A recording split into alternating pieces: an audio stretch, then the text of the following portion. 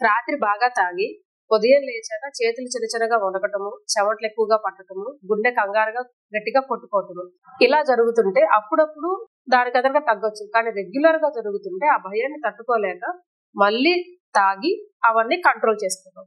ఇలా ఎవరినైనా చూసారా? దీన్ని ఆల్కహాల్ విత్డ్రావల్ సిండ్రోమ్ అంటారు.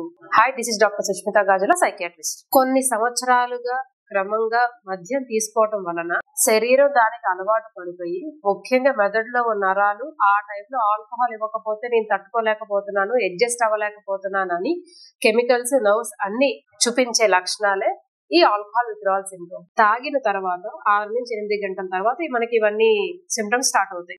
వణకటము, చెమటలు పట్టటము, గుండె గట్టిగా కొట్టుకోవటము, తలనొప్పి, వికారంగా ఉండటము, తట్టుకోలేకపోతున్నాను అన్నట్టుగా ఏదో తెలియని అలజడి. ఇది చిన్న చిన్నగా ఉండొచ్చు, కానీ కొన్నిసార్లు రోజులు పెరిగే కొద్దికి, ముఖ్యంగా 12 గంటల నుంచి 72 గంటల వరకు ఫిట్స్ గా మారే అవకాశాలు ఉంటాయి.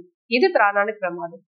రేర్ గా కొన్నిసార్లు ఎటువంటి ఆల్కహాల్ తీసుకుంటున్నారు, ఎంత తీసుకుంటున్నారు అనే దాన్ని బట్టి సివియారిటీ ఎక్కువగా ఉంది, ఎక్కడ ఉంటున్నారు, ఏం చేస్తున్నారు, తను గుర్తుపట్టలేని స్థితిలో ఉండటము, ఎవరికి కనబడిపోయినా వాళ్ళకు మాత్రమే కనిపించటము, శరీరం అంతా ఏదో పురుగులు పాకుతున్నట్టుగా దురదలుగా అనిపించటము, ఎవరికి వినిపించకపోయినా వాళ్ళకు మాత్రమే ఏవో మాటలు వినిపించడం, ఇలాంటి భ్రాంతులు రావటము, లేదంటే పక్క వారి మీద అనుమానాలు, భార్యాభర్తల మధ్య అనుమానాలు, గొడవలు ఎక్కువ అవ్వటము, లేదా ఎవరో వచ్చి ఏదో చేసేస్తున్నారు, నన్ను చంపేయడానికి వస్తున్నారు, నాకు హాని చేయడానికి ప్రయత్నిస్తున్నారు, నన్ను ఫాలో అవుతున్నారు, లాంటి అపనమ్మకాలు రావటం.